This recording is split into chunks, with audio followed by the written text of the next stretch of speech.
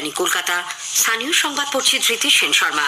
বিশেষ খবর হলো, রেশন দুর্নীতির তদন্তে ইডির তল্লাশি অভিযানকে কেন্দ্র করে উত্তপ্ত উত্তর 24 পরগনার সন্দেশখালীর সরবেরিয়ার পরিস্থিতি এখনো থমথমে। আটক করা হয়েছে 5 জনকে। সল্টলেকের হাসপাতালে আহত 3 ইডি আধিকারিককে দেখতে রাজ্যপাল সেখানে যান। তিনি এই হামলার ঘটনায় রাজ্য সরকারের কাছে জবাবদিহি তলব করেছেন। ইডির অভিযানের কথা তাদের জানানো হয়নি বলে রাজ্য সরকার পাল্টা দাবি করেছে। বিজেপি এই ঘটনায় তৃণমূল কংগ্রেস ও ওই দলের আশ্রিত রোহিঙ্গারা জড়িত বলে দাবি করলেও শাসক দল বলেছে তারা কখনোই এ ধরনের হামলার সমর্থন করে না। কংগ্রেস, বাম ও বিরোধী দলগুলি হামলার সমালোচনা করেছে। রাজ্য স্তরে তাদের দাবি দাওয়া মেনে নেওয়ার আশ্বাস দেওয়ায় all India fair price shop dealers federation দেশ জুড়ে চলতে থাকা রেশন ধর্মঘট এ রাজ্য থেকে প্রত্যাহার করে নেওয়ার সিদ্ধান্ত নিয়েছে। রঞ্জি ট্রফি ক্রিকেটের প্রথম দিনে বাংলা আজ অন্ধ্রপ্রদেশের বিরুদ্ধে 4 উইকেটে 289 রান করেছে। আসছি বিস্তারিত খবরে। রেশন দুর্নীতির তদন্তে ইডির তল্লাশি অভিযানকে কেন্দ্র করে উত্তপ্ত উত্তর 24 পরগনার সন্দেশখালীর সরবেরিয়ার পরিস্থিতি এখনো থমথমে, তবে তা অনেকটাই স্বাভাবিক। মোতায়েন রয়েছে প্রচুর পুলিশ কর্মী। আটক করা হয়েছে 5 জনকে। উল্লেখ্য, আজ সকালে ইডির আধিকারিকরা কেন্দ্রীয় বাহিনীর জওয়ানদের সঙ্গে নিয়ে সরবেরিয়ার তৃণমূল কংগ্রেসের দাপুটে নেতা জেলা পরিষদের কর্মাধ্যক্ষ শেখ শাহজাহানের বাড়িতে তল্লাশি চালাতে গেলে পরিস্থিতি উত্তপ্ত হয়ে ওঠে। শেখ শাহজাহানের কয়েকশো অনুগামী চড়াও হন আধিকারিকদের ওপরে। তাদের ব্যাপক মারধর করা হয়। খবর করতে গিয়ে মার খান বিভিন্ন সংবাদ মাধ্যমের কর্মীরাও। সংবাদ মাধ্যম, কেন্দ্রীয় বাহিনী ও ইডির আধিকারিকদের গাড়িতে চড়ে ব্যাপক ভাঙচুর। আহত অবস্থায় কোনো রকমে পালিয়ে বাঁচেন সকলে। পুলিশের ভুটভুটিতে করে সন্দেশখালী থানায় পৌঁছন ইডির কর্মীরা। তদন্তকারী সংস্থার 3 আধিকারিক রাজকুমার রাম, সোমনাথ দত্ত এবং অঙ্কুর গুপ্তা গুরুতর আহত হন। তাদের চিকিৎসার জন্য সল্টলেকের একটি বেসরকারি হাসপাতালে ভর্তি করা হয়েছে। বিভিন্ন সংবাদ চ্যানেলের সাংবাদিক, ক্যামেরাম্যানও মার খান। আহত হয়েছেন একটি চ্যানেলের গাড়ির চালকও। ভাঙচুর করা হয় সংবাদ মাধ্যমের গাড়ি। প্রাণভয় অটো এবং সংবাদ মাধ্যমের গাড়িতে করে পালাতে দেখা যায় ইডির কর্মীদের। এদিকে সন্দেশখালীতে ইডির আধিকারিক ও কেন্দ্রীয় বাহিনীর ওপর হামলার কথা জানিয়ে তদন্তকারী সংস্থার পক্ষ থেকে দিল্লিতে মেল করা হয়েছে। ইডির অভিযানের কথা তাদের আগে জানানো হয়নি বলে রাজ্য সরকার দাবি করেছে। আজ সকাল 9টা নাগাদ প্রথম ইডির আধিকারিকদের ওপর হামলার খবর আসে। খবর পাওয়া মাত্রই রাজ্য পুলিশ গিয়ে আধিকারিকদের উদ্ধার করে। খবর পাওয়ার 30 মিনিটের মধ্যে তারা উদ্ধার অভিযানে নামে বলেও রাজ্য সরকারের তরফে জানানো হয়েছে।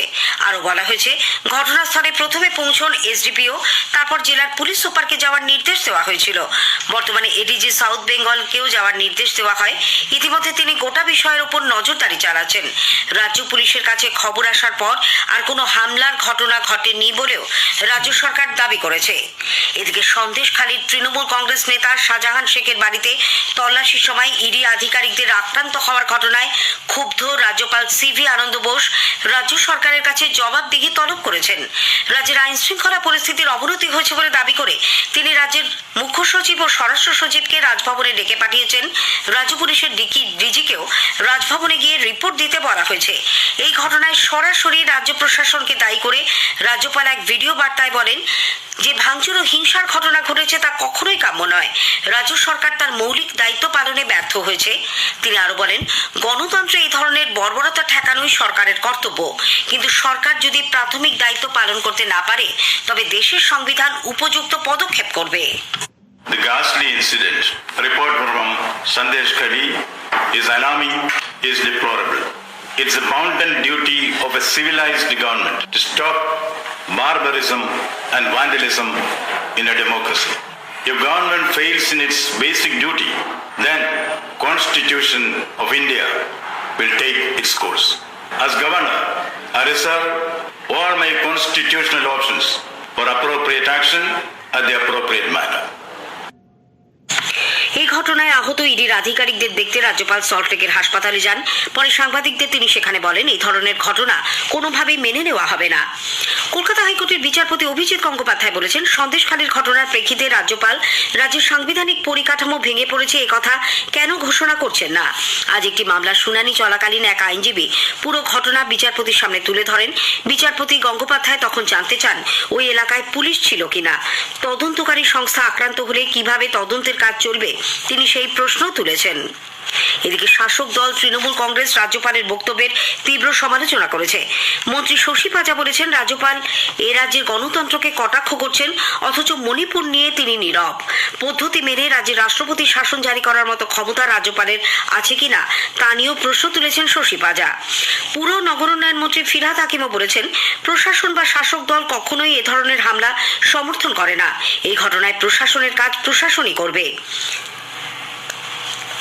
সন্দেশখালীর ঘটনায় রাজ্যপালের উদ্বেগ প্রসঙ্গে সাংবাদিকদের প্রশ্নের উত্তরে ফিরহাদ বলেন, আমরা কোনো আক্রমণকে সমর্থন করি, কিন্তু গভর্নরের এই উদ্বেগের থেকে আগে ভারতবর্ষের চারিদিকটা দেখুন।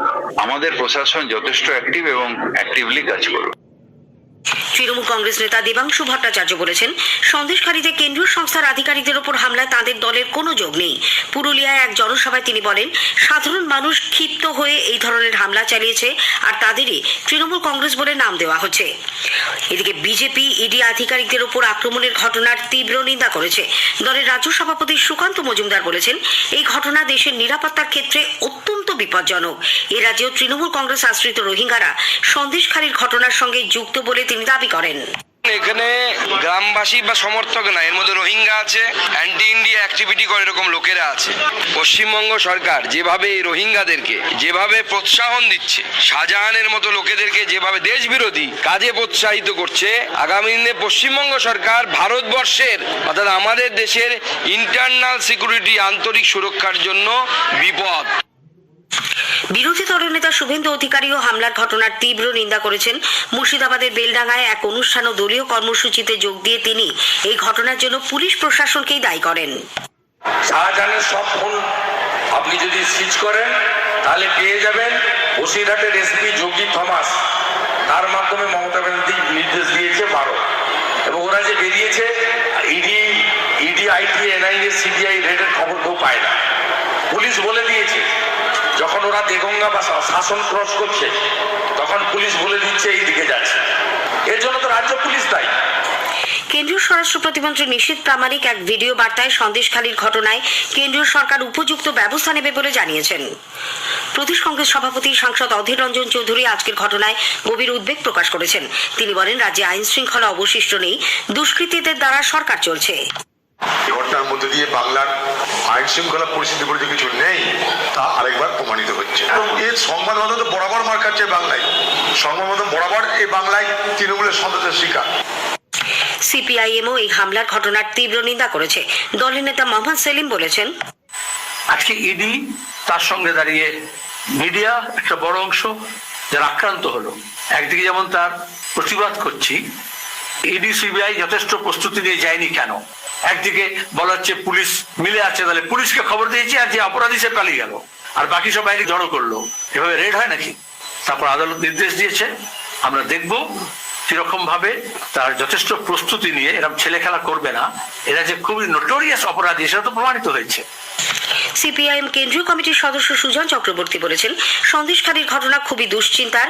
স্থানীয় পুলিশ প্রশাসনের ভূমিকা নিয়ে প্রশ্ন তুলে তিনি তদন্তকারীরা যাওয়ার সঙ্গে সঙ্গে কিভাবে খবর ছড়িয়ে পড়ল সে কথা জানতে চান।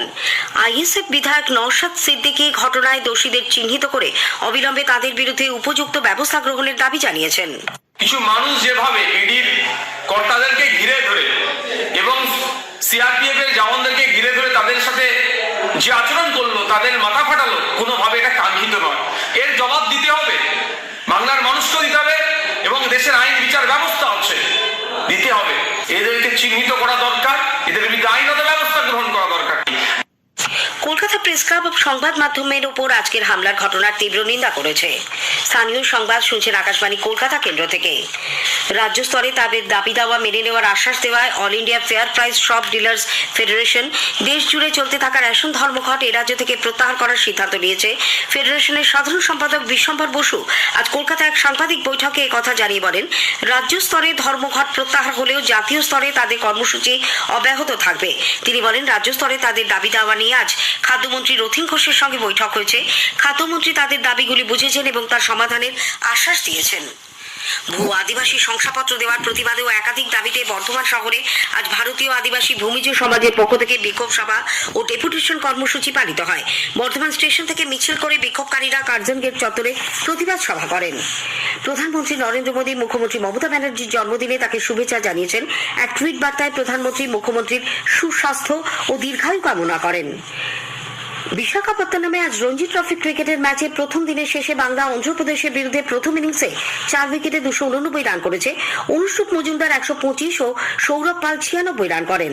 স্থানীয় সংবাদ শেষ হলো।